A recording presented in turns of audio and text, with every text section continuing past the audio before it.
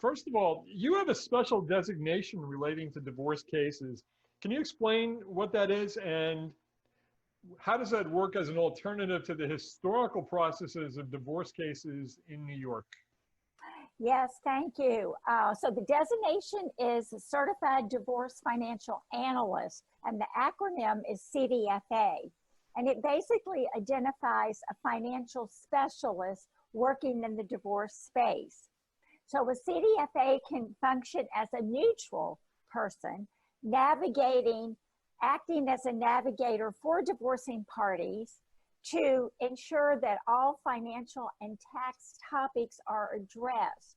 And that will enable the sound and informed decision making so that there are no losers as part of the divorce.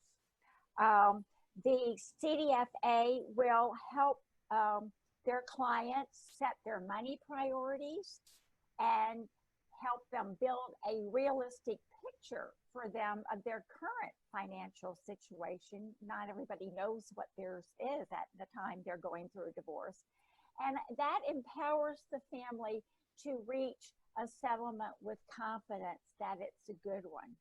The decisions made today during the divorce process are going to impact everybody's financial future going forward. So a CDFA can make sure that these decisions are the best possible ones based on the circumstances of the particular situation for this family.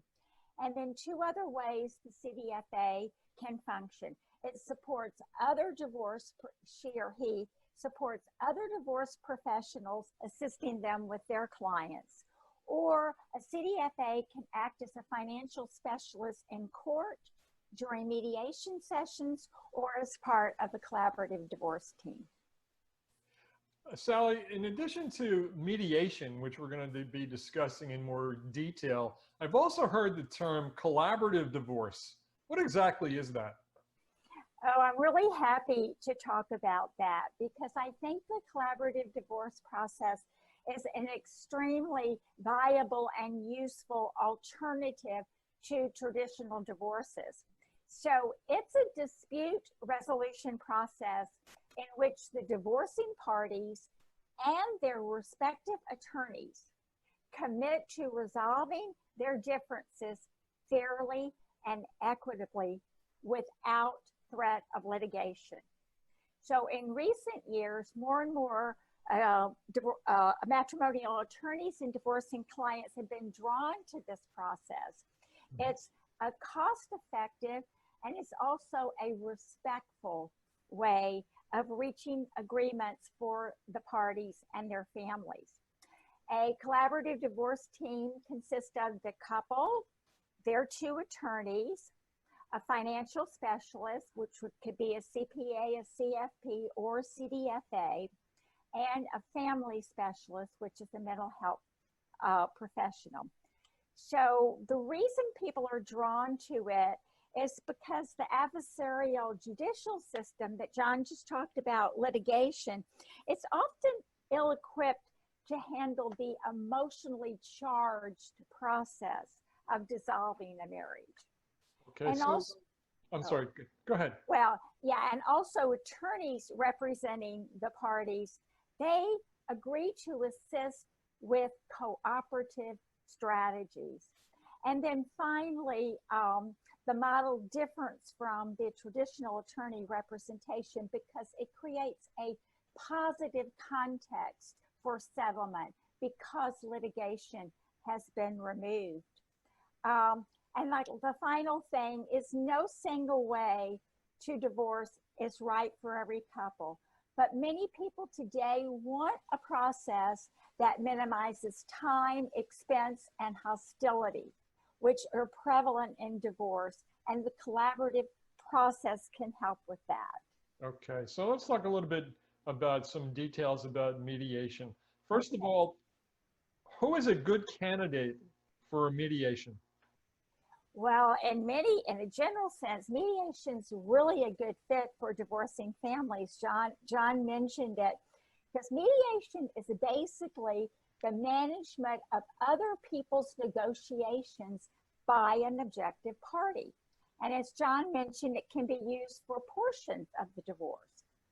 During the mediation process, this third party assists the parties in resolving their conflict through compromise, creative thinking. John mentioned be creative, and problem solving. Solve the problems before.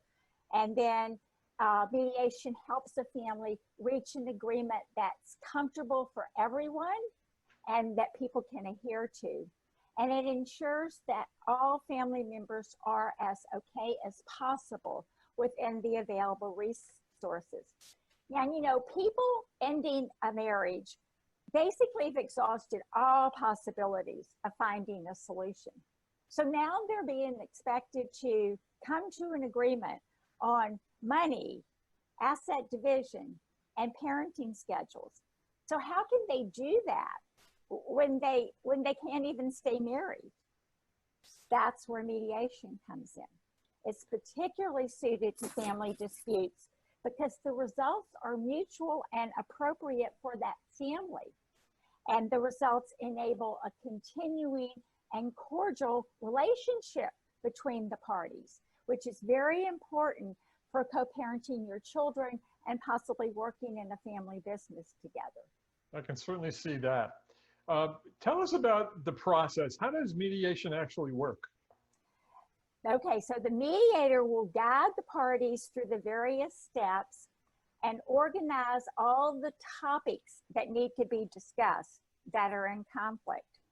So this course of action enables the couple to come to an understanding of the practical and realistic manners that have to be dealt with as part of the divorce process.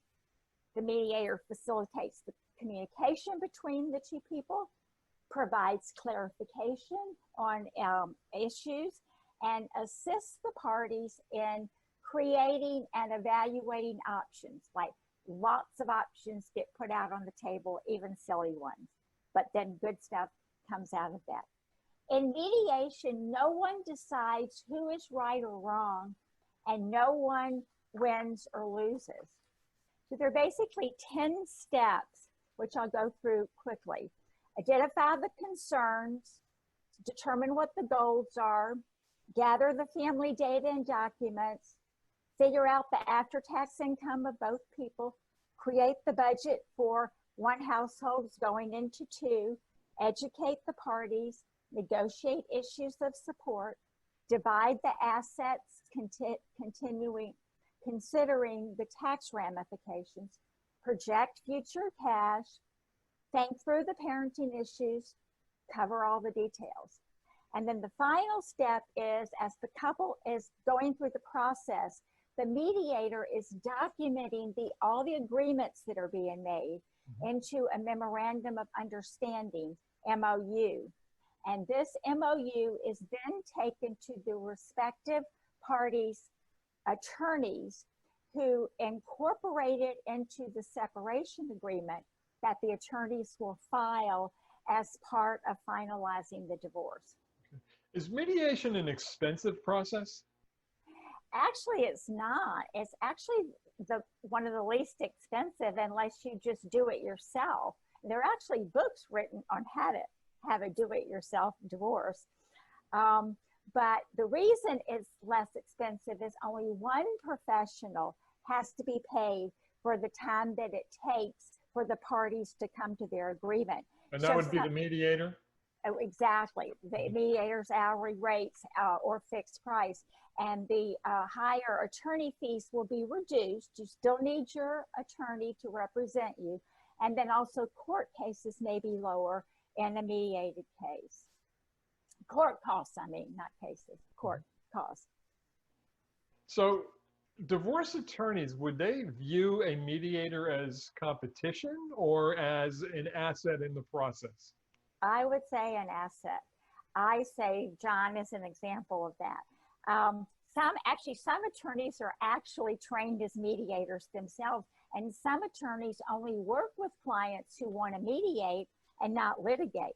But even attorneys who may not be trained in mediation will sometimes recommend it because mediation can be used to solve those issues which are easier to deal with. And then the attorney can get involved for the very contentious ones that may need a more persuasive approach from the attorney. Let me ask you another question, Sally.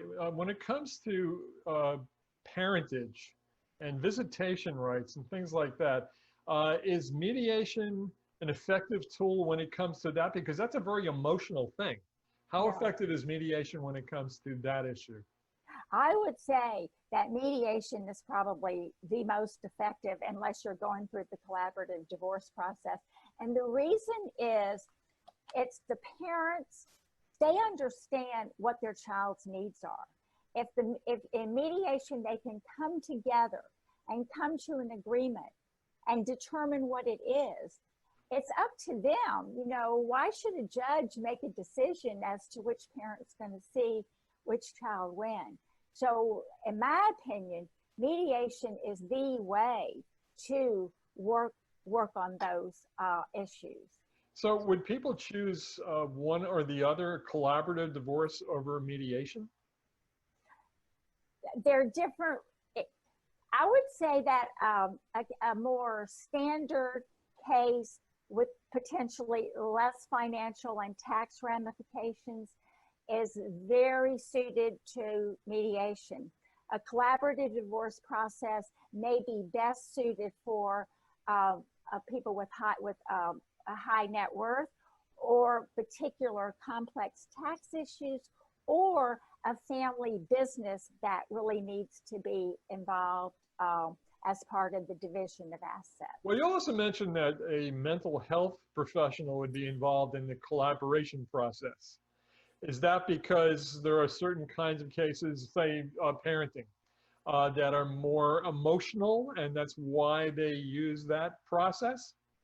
Yes, exactly, because that family therapist can actually be pulled in to give a voice to the children that are part of the family, and sometimes the family therapist is great for making sure all the parties going through the process are okay, and it's because of the emotions involved, just like what you say, that the family therapist or family specialist is the actual term, is really, really crucial for people to help with the communications of the process. What else would you like to add? Okay, so there are two things. The first thing I want to tell you about a great organization called Family Kind. John and I actually both serve on the board of it. It supports and educates families in all phases of divorce at all income levels. And it now has several different types of parenting classes online. And the website is familykind, all one word, .org. And then the other website I want to tell you about is the New York Association of Collaborative Professionals website. It talks about the collaborative divorce process, a wealth of information.